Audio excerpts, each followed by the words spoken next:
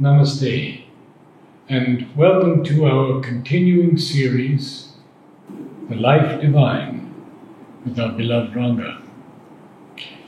Before we begin, we have an announcement to make.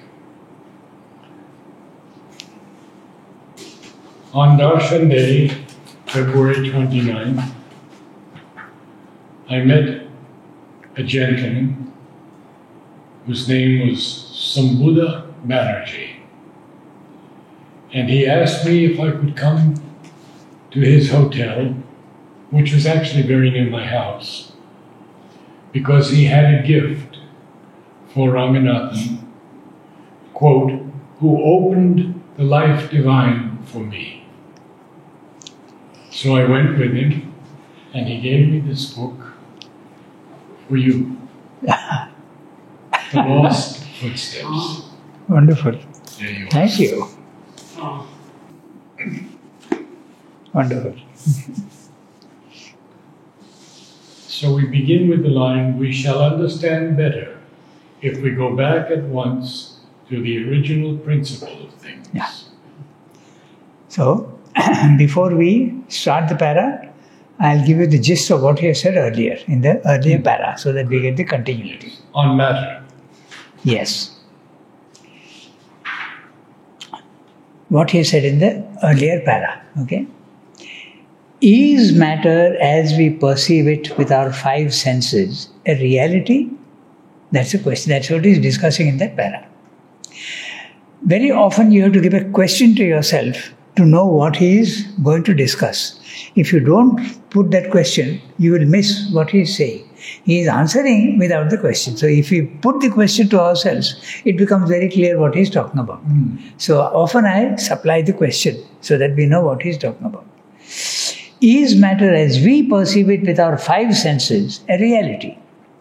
No, it is not, because our senses are limited and give us only partial images of the physical world. Example, our eye does not see ultraviolet and infrared.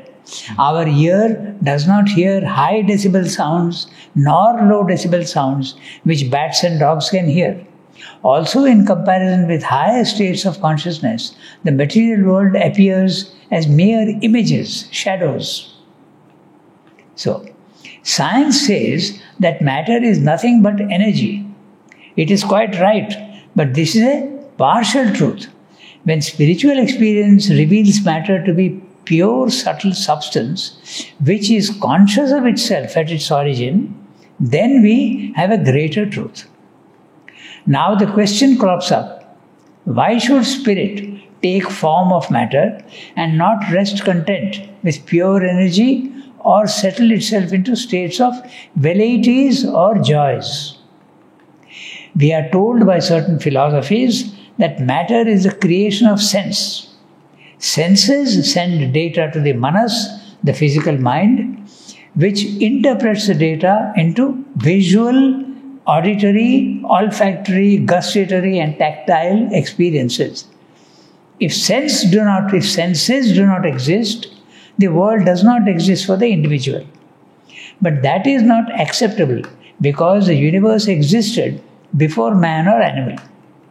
So, could there be a universal mind which has created matter for the habitation of the spirit? This implies a creative power.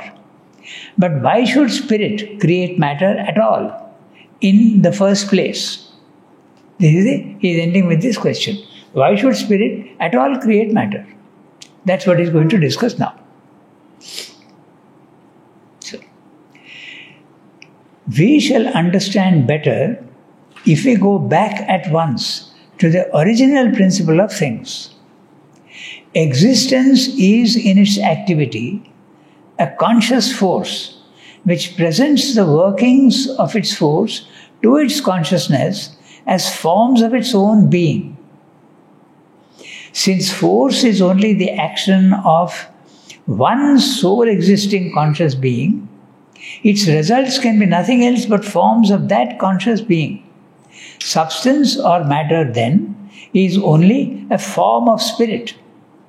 the appearances which this form of spirit assumes to our senses is due to that dividing action of mind from which we have been able to deduce consistently the whole phenomenon of the universe. We know now that life is an action of conscious force of which material forms are the result. Life involved in those forms, appearing in them first as inconscient force, evolves and brings back into manifestation as mind the consciousness which is the real self of the force and which never ceases to exist in it even when unmanifest. We know also that mind is an inferior power of the original conscious knowledge or supermind, a power to which life acts as an instrumental energy. For descending through supermind, consciousness or chit represents itself as mind, force of consciousness, or tapas represents itself as life.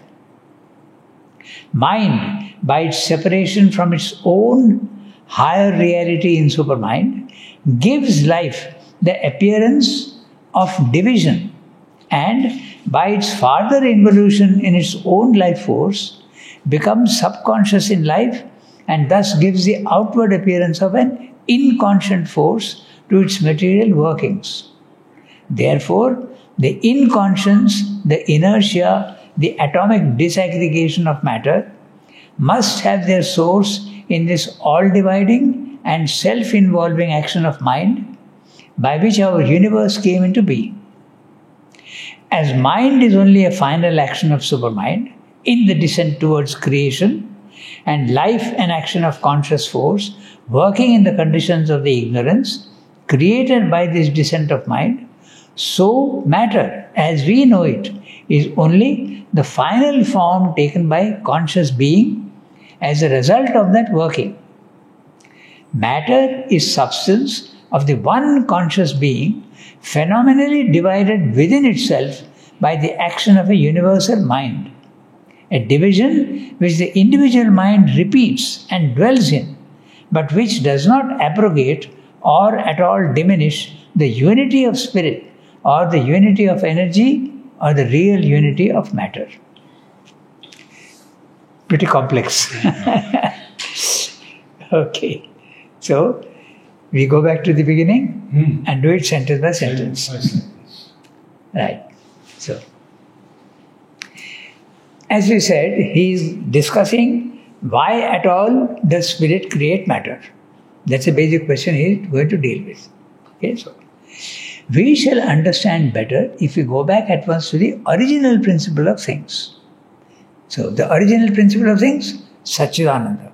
So, Satchidananda creates the universe through supermind. This is the basic fact. Supermind, the Satchidananda itself does not create because it is one and static condition. So, you need something that can put that static into action. So, on the other hand, the universe is all action without a single moment of rest or poise. There is no pause or poise at all. So, you need something in between the two so that one can become the other and the higher can become the lower and the lower can become the higher. This is what he discusses, and it is supermind that does that work. If supermind is not there, there will be no universe. It is supermind that does that. So you can compare that to the white light that is Satchidananda is coming down. It is one, but it has to become the many and it has to become limited. So you can consider supermind as a prism. So the white light that comes breaks it up into 7 colors. Only now it is not 7 colors but 1,000,000 different forms. So supermind plays that role.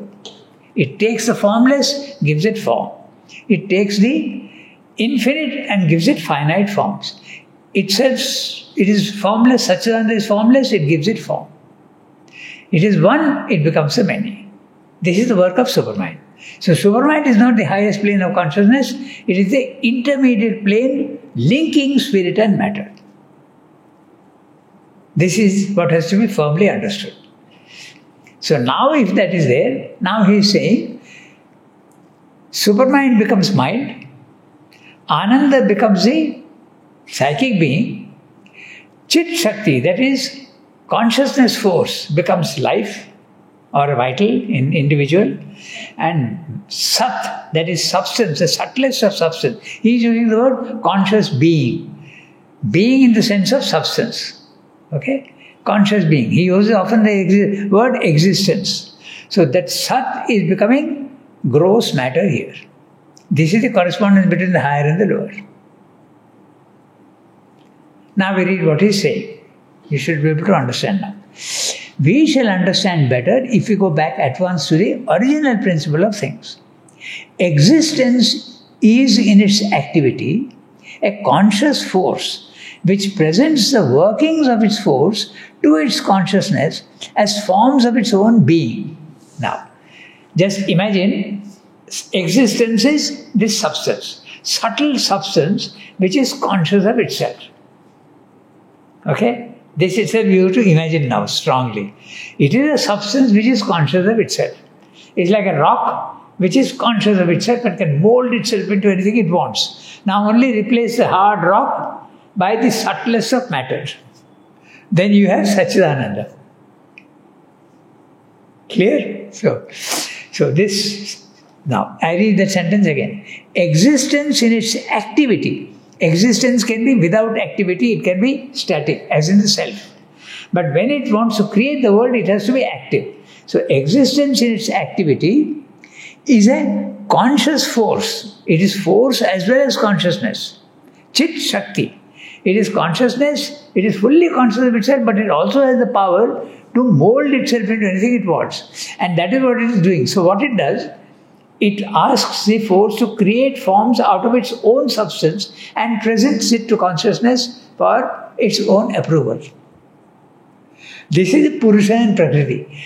Prakriti is creating forms, Prakriti is force. So Prakriti is creating forms in the universe and presenting them to Purusha consciousness for its own enjoyment.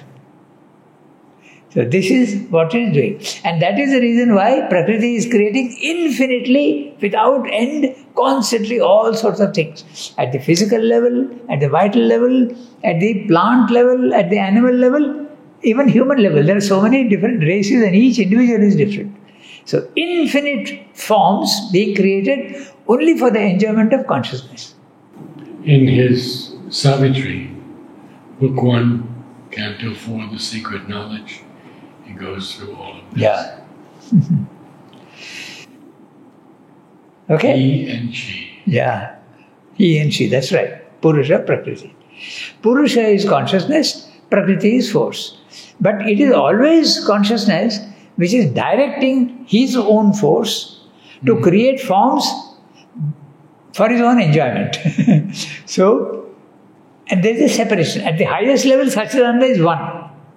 But when you come down, it creates forms in itself because it can't create forms outside itself, there is nothing inside. So it creates within itself, it separates itself from consciousness, separates it from force, allows force to create forms out of what? Its own substance. If substance is not there, what will it create with? So it has to create with substance. That is Sat. So it creates forms out of its own substance and enjoys what is being presented by its own force. You can view them as all one or you can view them as separate. So if you want to view them as separate, it is very easy for us to understand. There is a substance, there is consciousness, there is force. Three different things. So consciousness is telling force, please use my substance which I have and make forms for me to enjoy. And then Prakriti does that. It goes on creating infinite forms and presenting them to Purusha for its own enjoyment.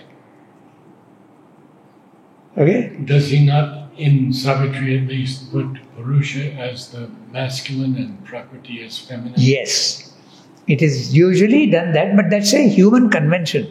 Because why is Prakriti shown as feminine? Because in the physical world, it is the woman who creates life. But it is with the sanction and permission of Purusha. Without that, there can be no creation. So, At the highest level, there is no gender. That we must be very clear. But only for our own understanding, because here in the physical world, there is feminine and masculine. There is no feminine and masculine. And it is the feminine that creates life here. So you extend that fact of the physical world to the highest. But actually it is only consciousness and force. Consciousness is considered as masculine and force is considered as feminine. So, now I read that again, you understand. Existence, that is, think of it as substance, is in its activity a conscious force. It is conscious and it has got force, which presents the workings of its force to its consciousness as forms of its own being. Now it's clear? Now? Yes. So, since force is only the action of one sole existing conscious being, its results can be nothing else but forms of that conscious being. So, since force, vitality or energy, is only the action of the sole existing conscious being, sole existing, there is nothing else but such another, so it is the only thing that exists, its results can be nothing else but forms of that conscious being. That conscious being which is static goes into activity and produces forms, and forms are nothing but that.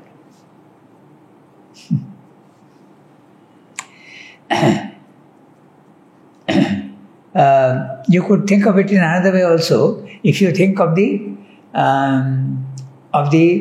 conscious being as a substance, think of wood, for instance.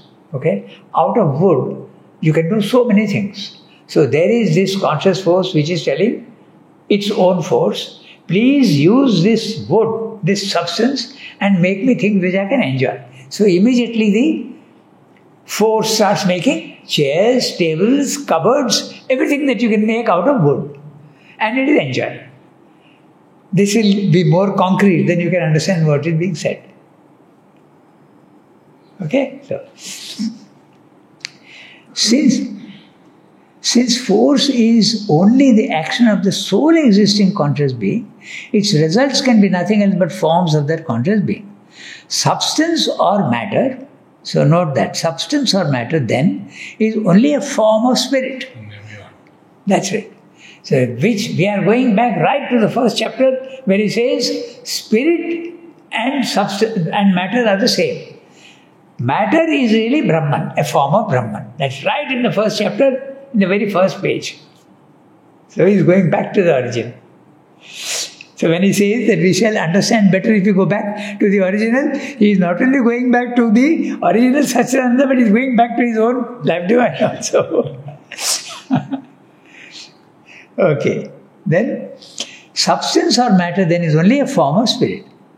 This form of spirit, this is again, you can take it as for the first definition of matter. He has got many definitions, we'll see one by one. So this is the first definition of matter. What is matter? It is only form of spirit. Note form, because spirit is formless. When the substance of spirit becomes form, then it is matter. When it is formless, it is sat, it is substance, it is existence if you want. You can use these words, existence, you can use the word conscious being. He uses the word also being to show that, which is static. We should not get confused because he uses different words and it is something so vague that we can get lost. So when he says conscious being, it's a substance which is conscious of itself.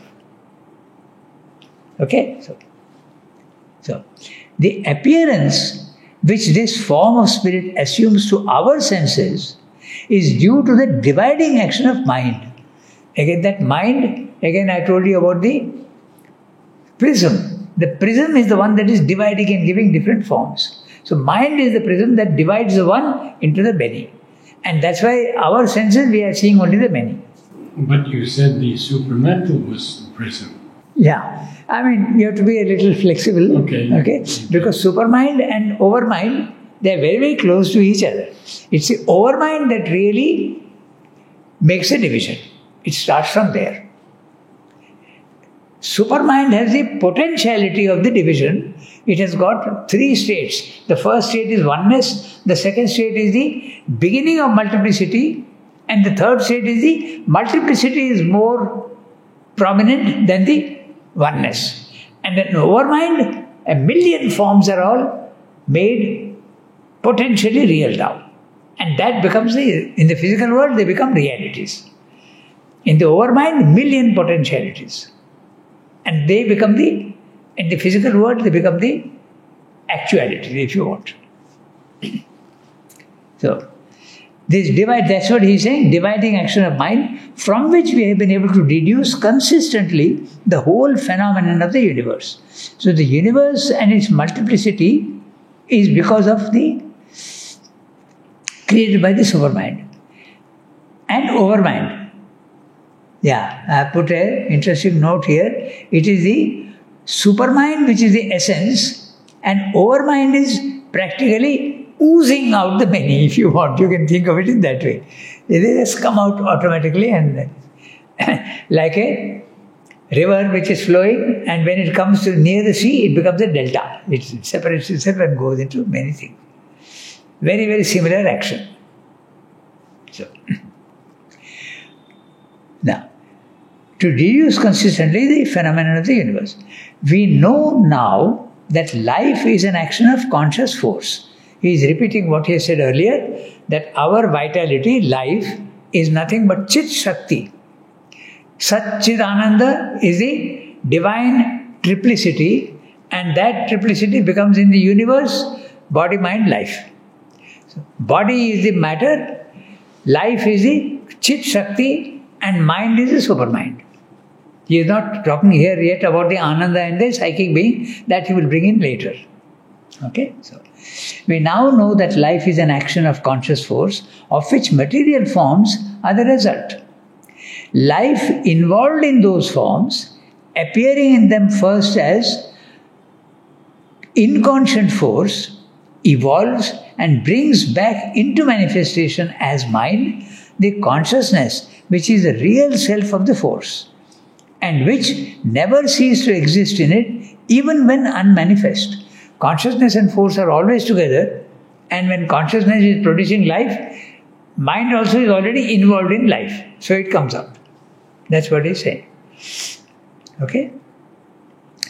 I'll read that again. We know now that life is an action of conscious force. This is clear. Chit Shakti becomes the vitality here, of which material forms are the result. Life involved in those forms, appearing in them first as inconscient force, evolves and brings back into manifestation as mind the consciousness which is the real self of the force. Mind is the most conscious element, so he is equating mind with the consciousness, which is the real self of the force. In the force there is consciousness hiding, so it comes out. He is calling consciousness the real force of the, real self of the force. In the force there is consciousness hiding. And which never ceases to exist in it, even when unmanifest. We know also that mind is an inferior power of the original conscious knowledge, knowledge with a K cap, or supermind. A power to which life acts as an instrumental energy. For descending through supermind, consciousness or chit represents itself as mind, force of consciousness or tapas represents itself as life. Okay? So, through supermind, consciousness or chit represents itself as mind, force of consciousness or tapas represents itself as life. Mind, by its separation from its own higher reality in supermind, gives life the appearance of division, and by its farther involution in its own life force, becomes subconscious in life, and thus gives the outward appearance of an inconscient force to its material workings. What he's saying is, he's talking about the involution. Satchidananda creates forms and the opposite of itself and involves itself in it. It hides itself in what it is creating. So in matter there is life, and in life there is mind, and in mind there is supermind. And all are here like the Russian dolls, if you want. One inside the other. And one by one they are coming out. But they are coming out in reverse order. There at the highest level, Supermind is first. And then Chit Shakti and Sat Chit Shakti Ananda. So Sat is the first there, Chit Shakti second. And here it is opposite. Matter is producing life and mind and then Supermind. Okay? So, therefore, the inconscience, the inertia, the atomic disaggregation of matter must have their source in this all-dividing and self-involving action of mind by which our universe came into being. I read that again. Therefore, the inconscience, the inertia, the atomic disaggregation of matter. Matter, even science is telling you that there are infinite atoms. So it's the atomic disaggregation must have their source in this all-dividing, self-involving action of mind by which the universe came into being. It is overmind, supermind and overmind, which is hiding and creating, dividing and becoming one with matter. And out of that again they'll rise. This is the involutionary process that he is describing. Yeah. As mind is only a final action of supermind in the descent towards creation, and life and action of conscious force working in the conditions of the ignorance created by this descent of mind, so matter as we know it is only the final form taken by conscious being. So when he's talking of being, he's talking of Sat. He's talking of existence. He's talking of subtle substance. Okay? As a result of that working. Now the second definition of matter. Second definition of matter is this. Matter is substance of the one conscious being, phenomenally divided within itself by the action of a universal mind. A division which the individual mind repeats and dwells in, but which does not abrogate or at all diminish the unity of spirit or the unity of energy or the real unity of matter. Very interesting. Neither matter is divided, nor is life divided, nor is mind divided, but it seems to be divided. That's what he's saying. Very clearly in the Gita also you have that. Vibhaktam. It seems to be divided, but it is actually avibhaktam. It is not divided. It is your senses that are seeming to divide the matter. If you go to another level of consciousness, you will start seeing the oneness and not the division. Even you go to the self, make a mind silent and go to the self, you start seeing the oneness. Instead of seeing 10 chairs, you will start seeing, oh, they are all wood. You start seeing the oneness. All our bodies seem to be different, but essentially they are the same. Bone, calcium in all, flesh is there, everything, and your body and my body is all considered of the same matter. So you start seeing the oneness of things in the higher mind, onwards. At our level, we are using our senses, so that is what seems to divide everything up. So we have landed up at the second definition of matter. It is substance being divided phenomenally. It seems to be divided by mind, but actually it is not divided. Third note. Oh, the footnote? That's a footnote. Okay. Yeah. He is talking of mind with an M cap is here used in its widest sense, including the operation of an overmind. There you are. Yes. That's what I told you, Yes. that you have to be a little flexible. You have to include the overmind also. Overmind power, which is nearest to the supramental truth consciousness and which is the first fountain of the creation of the ignorance. Beautiful. The fountain. Oh, yes. I use the word ooze. So it is. Supermind and overmind are the beginning of the creation of the many. The one becoming the many. Okay? In fact, there is another footnote on the other page which we did not read. So we read it now. I am going to read the footnote on page 249. Okay? So mind as we know it creates only in a relative and instrumental sense. It has an unlimited power of combination, but its creative motives and forms come to it from above. All created forms have their base in the infinite above mind, life, matter, and are here represented, reconstructed, very usually misconstructed from the infinitesimal. Their foundation is above, their branchings downward, says the Rig Veda. The superconscious mind of which we speak might rather be called an overmind and inhabits in the hierarchical order of the powers of the spirit a zone directly dependent on the supramental consciousness. The one becoming the many. So he is talking here of the Vedas, Rig Veda. He says in the Rig Veda, the universe is considered to be an upside down tree. The roots are above and the branches are below. In the Gita also you have the same image, like an Ashwatha tree. The roots are above and the branches are below. And he is saying also mind is a creator. Now, this also we have to understand. Even our mind, our mortal mind is a creator. It has created the computer, it has created these cameras, it has created everything. So, but it's a secondary creator. It is not. It is using substance which already exists and it is combining them to create things. Whereas the original creative power is the supermind. It creates things which did not exist before. But we are creating things out of substance which already exists. That's why it is a secondary creative power. What about like Einstein? Yeah. Einstein and his theories or realizations. Yes. They are creations also. That's more a discovery, isn't it?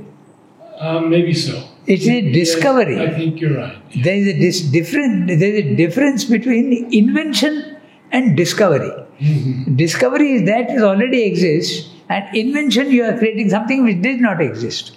So Einstein's theories are all discoveries. He is discovering the reality of things. He has discovered that there is energy in matter. He has discovered that there is a relativity, which is absolutely true. So the relativity theory of Einstein is striking, because what he is saying becomes even more surprising at the spiritual level. What is Einstein saying? Everything is relative to the position you take, your frame of reference.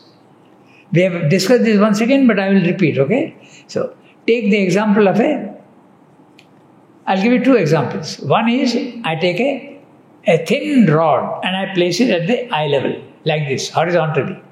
What are you going to see? You are going to see only one point. You are just seeing one point. All this is included in the point. You go up, you will see a line. So depending on your position, you are seeing something totally different. How is that possible? Even more striking is the other example which he gives. I don't know if he gives, but anyway it is given usually. There is a man sitting in the train and the train is moving at a certain speed. He is throwing a ball up. He is playing with a ball and is going up. The movement of the ball for him is vertical. Okay, very, very clear. What about a man who is standing on the platform? How does he see the movement of the ball? He will see it like this. You follow? The train is moving, he is static, and he is seeing the movement of the, because by the time the ball has gone up, it's coming here, it's coming here. So he is seeing this movement, whereas the other man is seeing this movement. So it depends exactly on your frame of reference. So this is the relativity that is discovered, and this is absolutely true even at the spiritual level. At our level, we are seeing the physical world as real. You go to the silent mind, you see the physical world as unreal. You go one more step up, again it becomes real, but not in our sense. It becomes, because we are seeing forms and we think that the forms are real. But when you go to the highest level, you are seeing the reality behind the forms. And Mother says something very interesting. She says that in the supramental world, it is even more striking. Even the spiritual truths seem to be different. So there is a gradation of realities and a gradation of laws, and everything changes. At which level are you? That is why there is a Mayavada theory, there is a Buddhistic theory, there is Sri theory. All three different, and from different points of view they are speaking different things. All of them are right, relatively. So the only absolute will be supermind upwards. That would be the absolute. The rest is all relative. And that is what science has discovered. Although it's at the physical level only, it is strikingly true. It's a stroke of genius, actually. Yes.